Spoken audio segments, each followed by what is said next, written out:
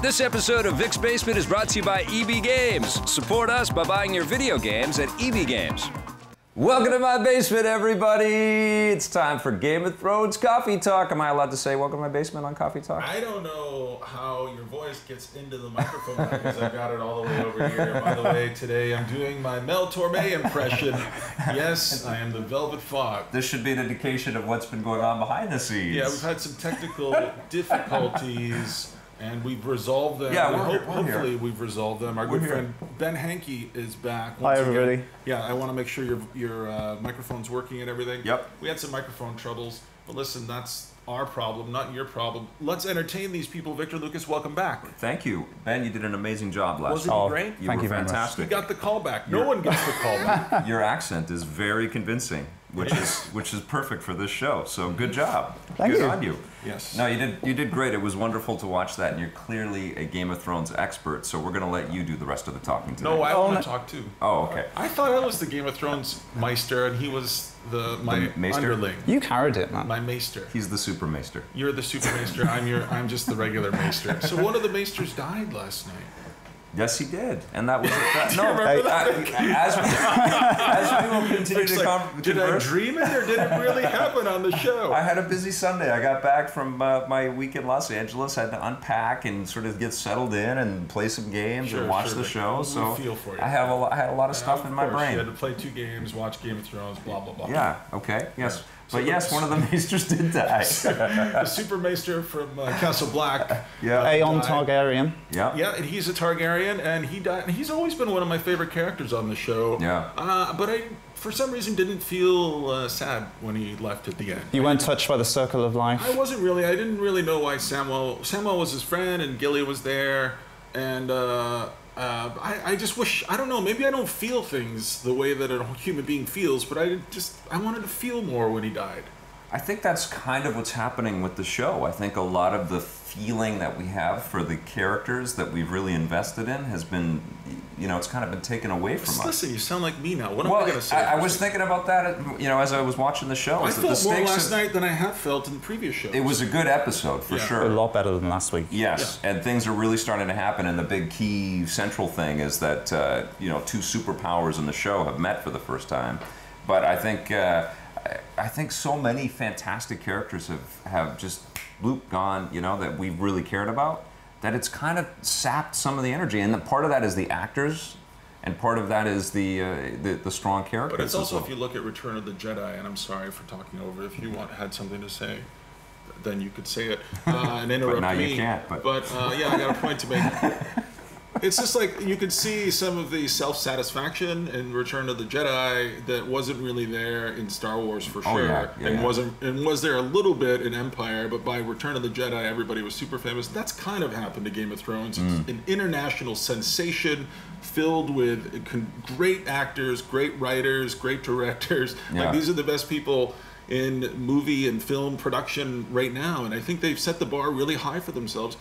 But I keep thinking about that, and I've tried to make this point multiple times. People have heard it before, but I felt like I kind of fell out of love with the show a little bit, and I think you articulated kind of why that's happened for me. But then that happened before with Mad Men. I was really into Mad Men. Yeah. It kind of went stale for a couple seasons, and then I went back to it again later, and I fell in love with it again. And maybe it's just hard to have a sustained relationship, any kind of sustained relationship, whether it's a marriage or a friendship or whatever, but a relationship with a TV show that doesn't have kind of ups and downs. And maybe sometimes this is, this is my stepping back away from Game of Thrones a little bit. Well, Ben, you said it beautifully last week that if this season doesn't have that big moment, then this will be a really depressing season. This will be a really, disappointing 10 episodes. And we haven't had that yet. We've had sort of hints that something massive is going to happen, but we haven't had that yet. No Red Wedding in this season so far.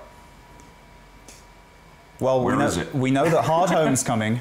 We know that they spent a lot of time and money building that set. I don't know if you saw what set?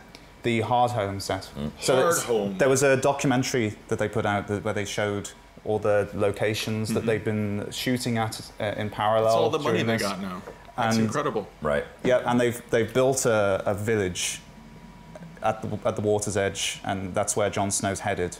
So that's where the money is. Yeah, you can feel that sort of escalation of ramping up an army is going to lead to something right there, and whatever Stannis is going to be a part of as well. You do feel like, you know, something epic is going to happen at Winterfell. You know, like everybody's starting to know. I have a question. We're going to get into sort of the details, but why the hell doesn't Jon Snow know about Stanza yet?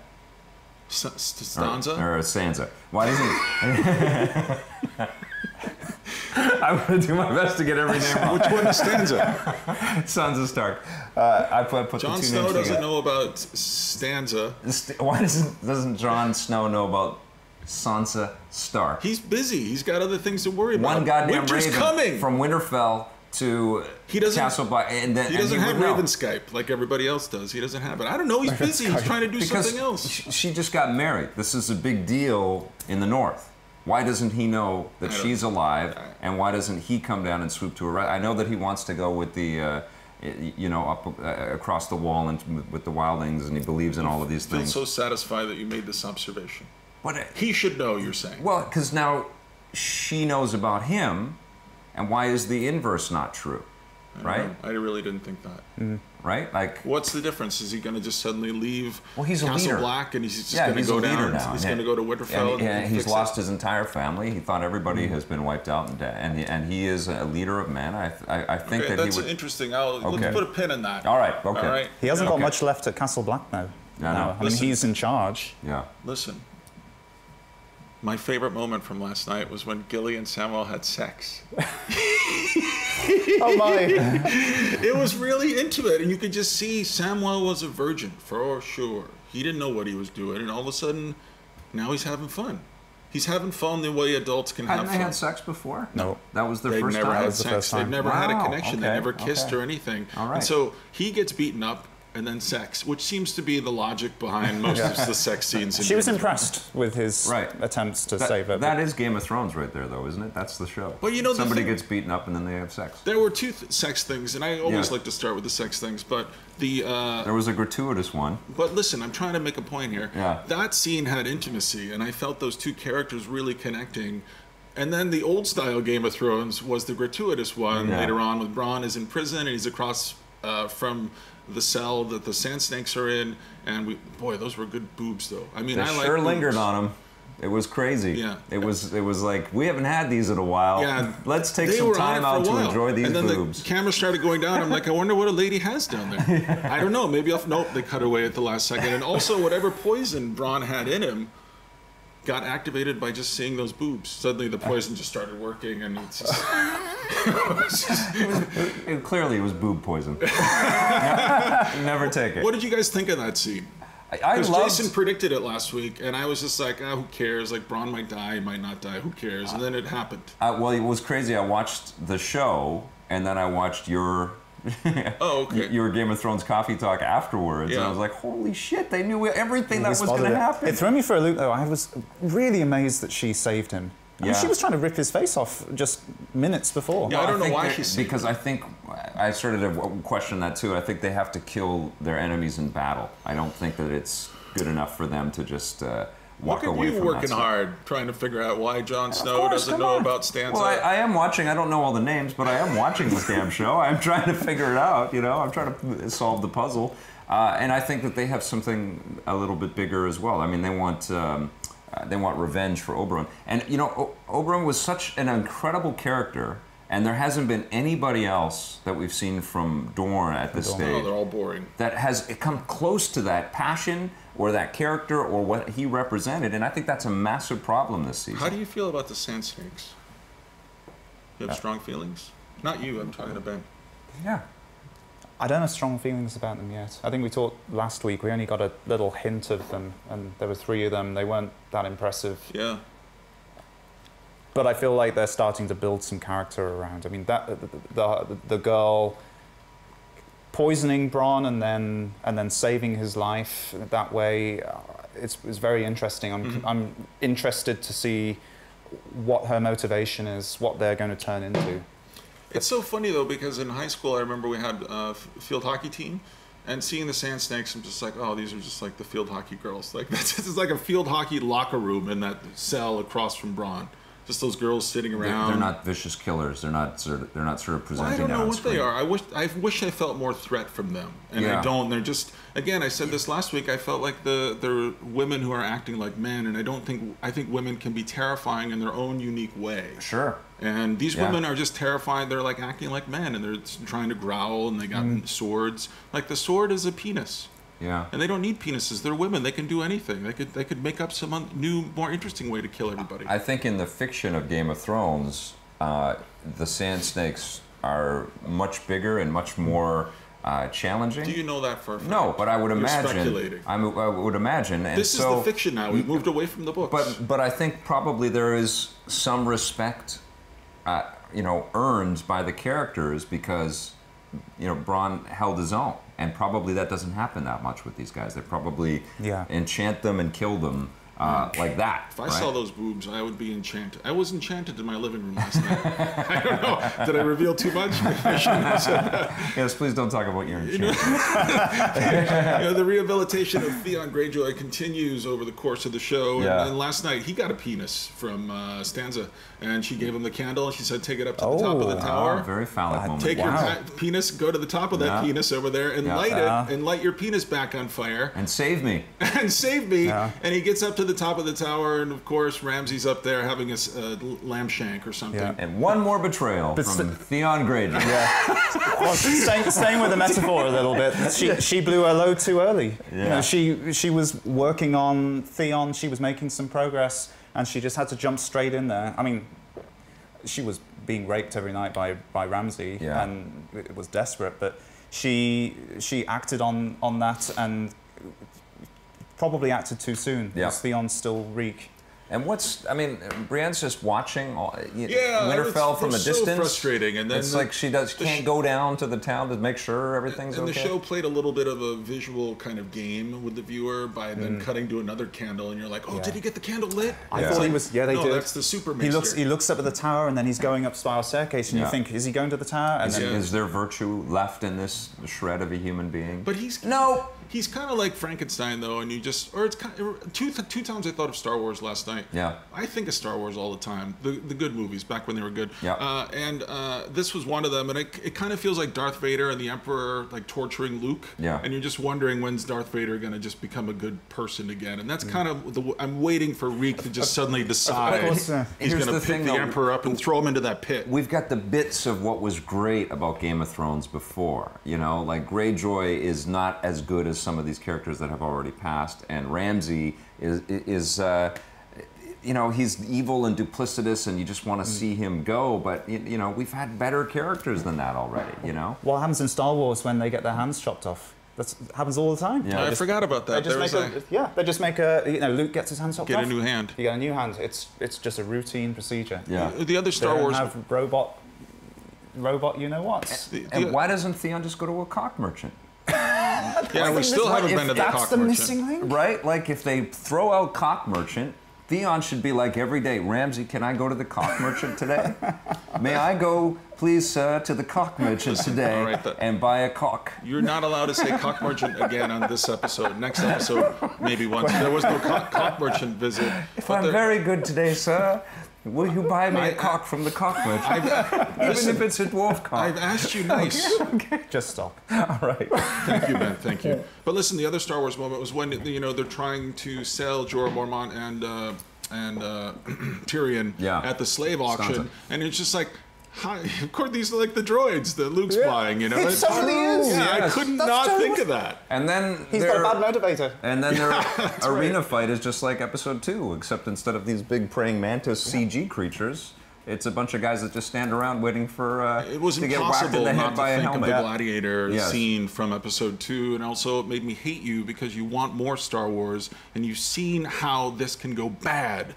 so quickly. Right. And this wasn't even a great gladiator scene. Yeah. It was an okay gladiator scene, but the one in Star Wars was just embarrassing. It was terrible. It was Embarrassing. sad cartoons, but they're not shooting like that in the new Star Wars. They're not putting a bunch of CG puppets. You still there. want Star Wars. I don't want it. Okay. Yeah. No, they're gonna have much more realistic looking stuff. I think more new Mad Max for the new Star Wars. Stannis had a good moment a couple of weeks ago when he gave that speech about his daughter and how much he loved and cared for. That was probably my favorite moment in the season so far. I know you love kids. Yeah. But the moment last night that really stood out for me was when Tommen was talking to Cersei. Yeah. And I thought they had a great moment. That was the first time I really felt sympathy for her. And I felt, even in all of her ruthlessness, she's still just trying to be a mom, and she's still trying to just make good decisions. Is she? I felt nothing from that. Yeah, I thought no, she was just manipulating. Yeah, I think that this is just one more side of this evil, you know? I felt something. We called that as well last week. Yeah. The undoing. Yes. Totally. Yes, and fantastic too. And it's finally, you know, but it's amazing that it's. I think Jonathan Pryce is actually doing a really good job. I was afraid that he was going to be too hammy and showboaty, you know. I'm waiting for Hugh Laurie to pop up. It was also the first time that I felt scared of him last night. Was the first, and you could see the way he can turn, and he never changes the way he acts, but suddenly you just start, oh my God, I can see this guy in a different light. And he revealed that he's just all about the many versus the few. Yeah. I mean, that was powerful. That revealed that Cersei was not safe. He was not in her pocket. Nobody in the Power was. You know, that when he just walked closer to the Diana Rigg, that was an amazing moment. That scene between those two is probably one of the best things I've seen in the entire series. Sure. And those two are powerhouses. Yeah. And I can't believe, I kept just thinking about the career that he's had and the career that she's had. And they've had these great careers. And here they are in this great moment in season 5 of the show. And it's one of the best moments from the show. And the writing is so good. The acting is so good. I mean, I loved it. Yeah. Those two are incredible. Yeah, and it's awesome. What's the kid Lannister that is kind of turning on Cersei at the end? What's his name? I don't know. Lululemon, I think. Oh, Lululemon. Lululemon Lannister. I'm Lancel. Lancel. Okay. Yeah. No. Thank you, Ben, very good. Yeah, that's great. That's haunting because that guy really has done a good job, I think, of doing this conversion to this psycho fervor religious dude, and that was awesome. So is he the guy that Littlefinger said that he had somebody to give to Olenna? So is it Lancel? Because he is the hypocrite at the center of the faith. Right. He's the, isn't he? No, I just like Vic's face when he's interested in something, and you hardly ever see it unless it's the Raiders of the Lost Ark news. Ooh. So they said that they are going to rank everybody's wrongdoings. They said, they're all in jail, rotting away, but then we're going to take them out and we're going to stack them up and see how bad they've been. Yeah. You know, so buggeries here, I like perjuries like there, and then Cersei is obviously, I mean, she's just murder and incest. Yeah. She's going to be ranking pretty high. Yeah. So Lancel, I mean, he is the key to her undoing. Right. In the eyes of the faith. Potentially Littlefinger's escape.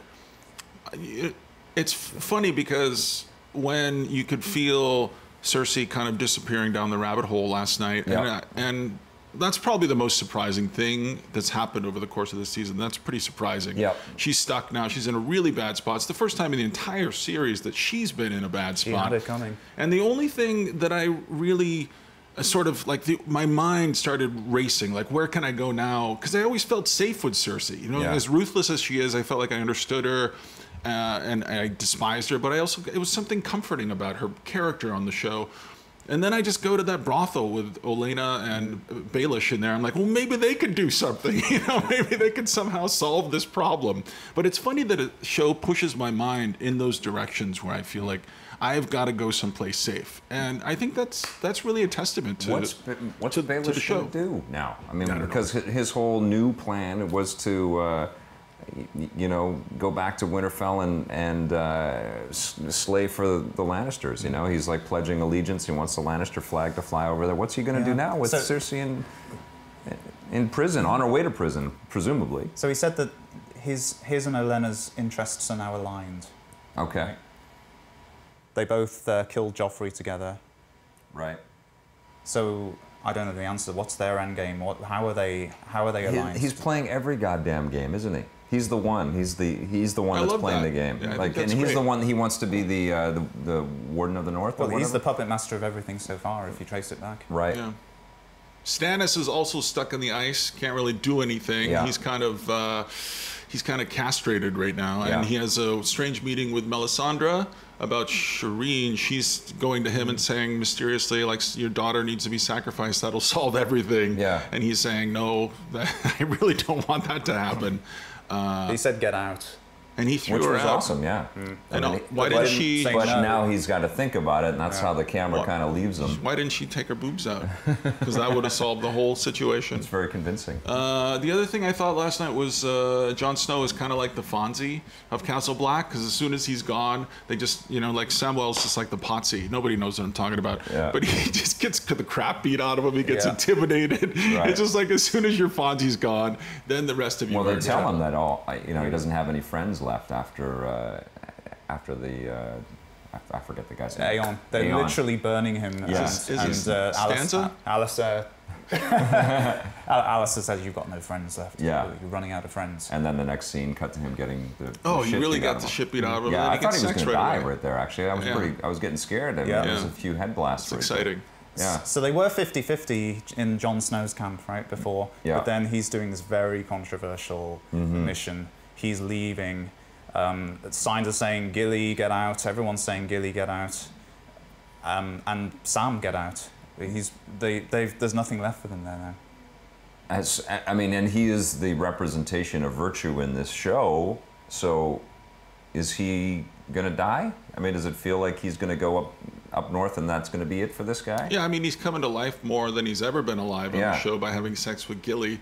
Good for you, Samwell. But he also gave away his penis, more penises, his dragon glass dagger that he used to kill the White Walker. He gave it to Jon Snow. Now, if you think that's not going to wind up buried in a White Walker It's at gonna some be point, used, of yeah. course it's going to It's be used. foreshadowing. But he doesn't have his Do you penis think anymore. Snow is gonna die though? No.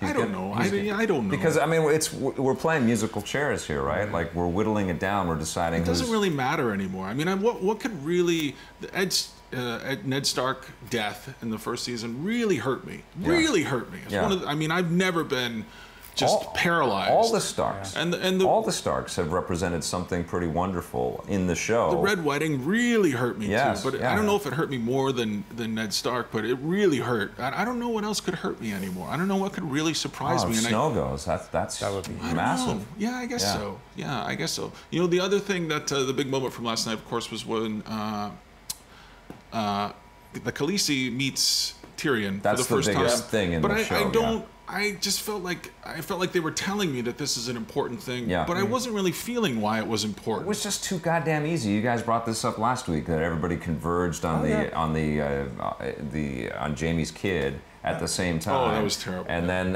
it's the Lazy. same kind of thing. These guys get picked up by slave traders. They get They're brought immediately to the, teleported there, no Yeah. wait times. Yeah, And then it's this tiny little arena, which is just kind of like told in exposition that we have to start with the small stuff before we get into the big fighting pits.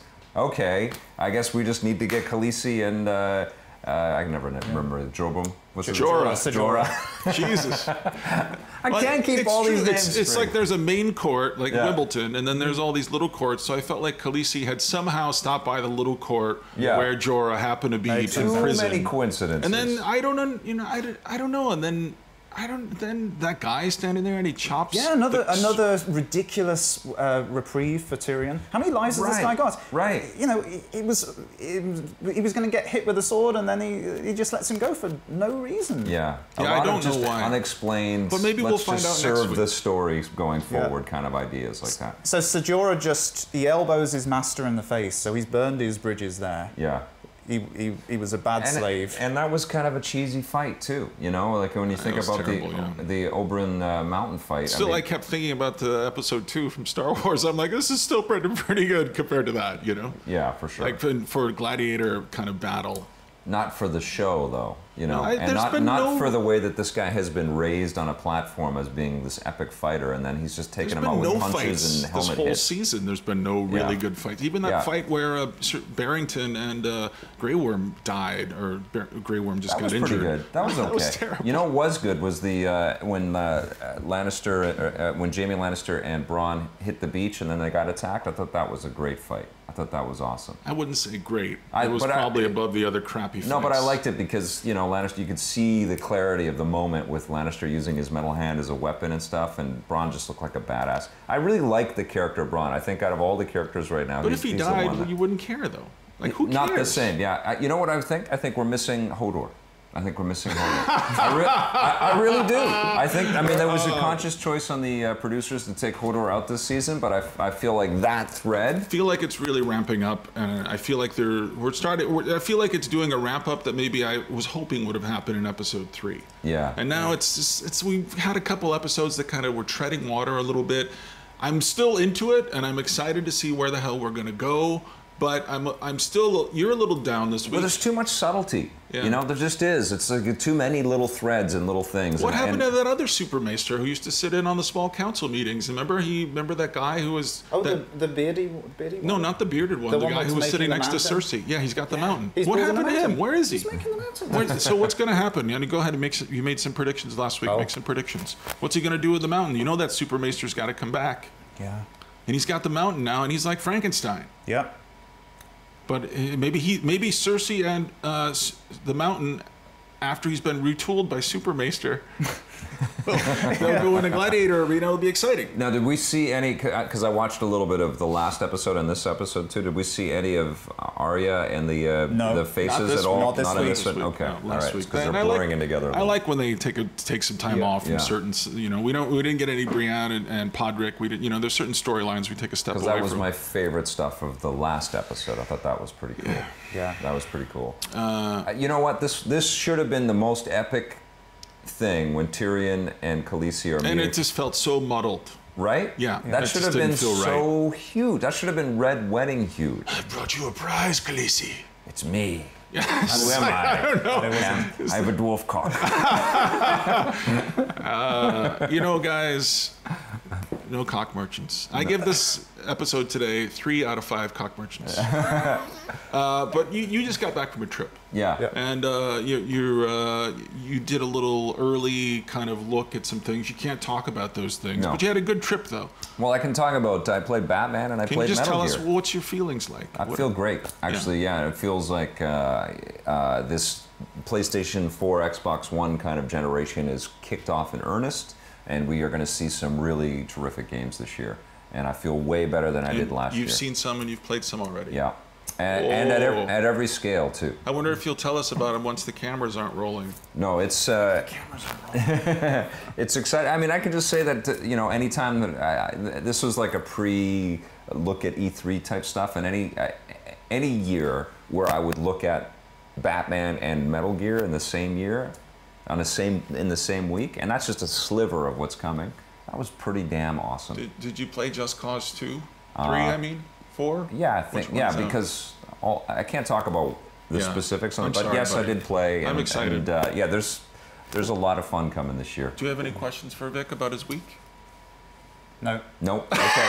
I was thinking about a prediction. I don't know how much I'm behind this, but I'm going to throw it out there. What about if the Mountain comes back and takes on... I love it. Mountain comes back and takes on the Faith. Whoa. What Come on, takes them out like a... Yeah, somebody's got to save them now. That city is in lockdown. Maybe Cersei comes back from the brink. It looks like she's going down, but then somehow the Maester comes back to the Mountain. What's Price's character's name? Not that I'll remember it, but whatever. Chief Sparrow. Chief Sparrow. What he says about we're the many and the few, that's the thing about this, right? Like, doesn't fear the few. Yeah. But would they fear the... Well, mountain... Mecha Mountain. Well, what about this? He's a Mecha Mountain. Mecha Mountain. You're making a better show than they are, dude. What about Westeros pay-per-view live Mountain versus Hodor? Oh. Yes. My God. Hodor comes back at the end. Oh. And those two fight. That should be a fighting game. Yes. That would be amazing. That would be amazing. That would be incredible. Yeah. It was an okay episode, but it does feel like That's This is exciting. episode 7. There's only 3 Yeah, more. they're winding down already. What's happening? No winding down, they're winding up. The screws are being turned. We're almost done. I Yeah. can't believe we're, this. I feel like this went so fast. We only Yeah, have it 3 did more fly by. episodes. I know. And we've asked Ben to come back. I don't know if he's available next week, but the option is there, buddy. Red carpet. That was fun. Over the weekend, I just want to say a few things about myself. Yeah, go ahead. Please do.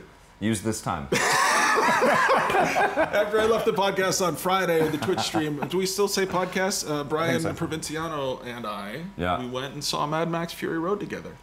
And we held hands. No spoilers. And it was... You haven't seen it I yet. haven't seen it yet. Did you enjoy it? I did. I had some questions, Okay.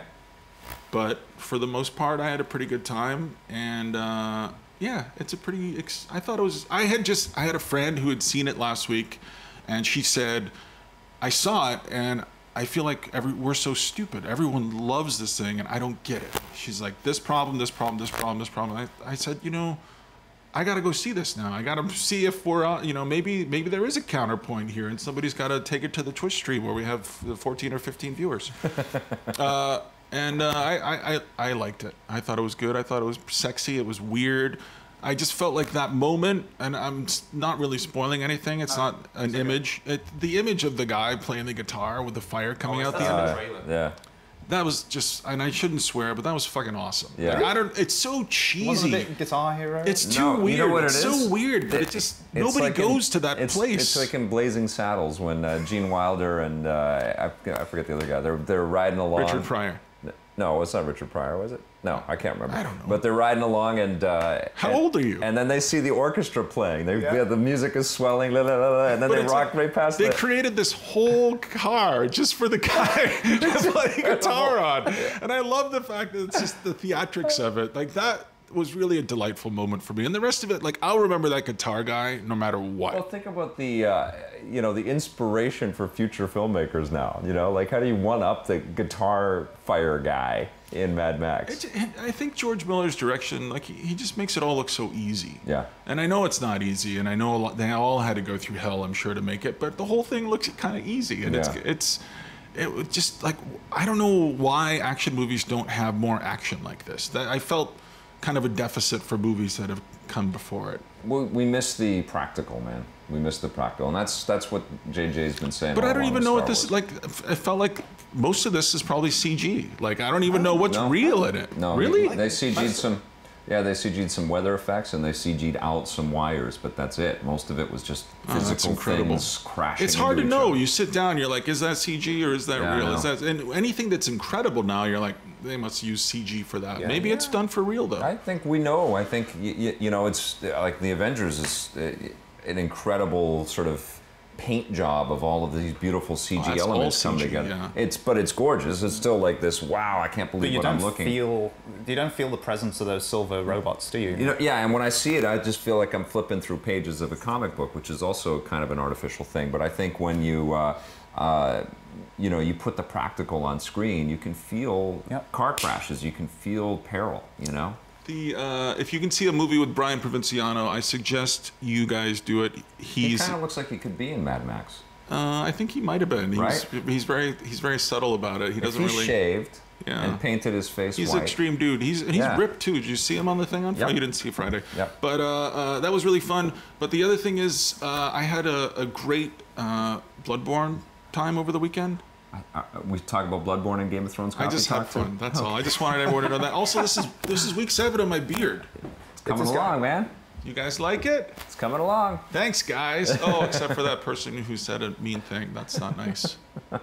Is that it? Yeah. What do you want Any to talk final about? Anything thoughts? else? Any scores? Anything else? Want to score the What are we 7th scoring? episode? You want to score this episode? Oh, 6.7. All right. 6.7. I give it a flat 7. What do you give I give it 100 milligrams. Okay. Thanks for watching, everybody. We'll see you next time. Stitcher. See you on Friday, but watch our streams all week long. Yeah. Thank you. Dick's Basement would like to thank its sponsors, EB Games, Nintendo, Xbox, and Gameloft, makers of Dragon Mania Legends, which you can play for free right now.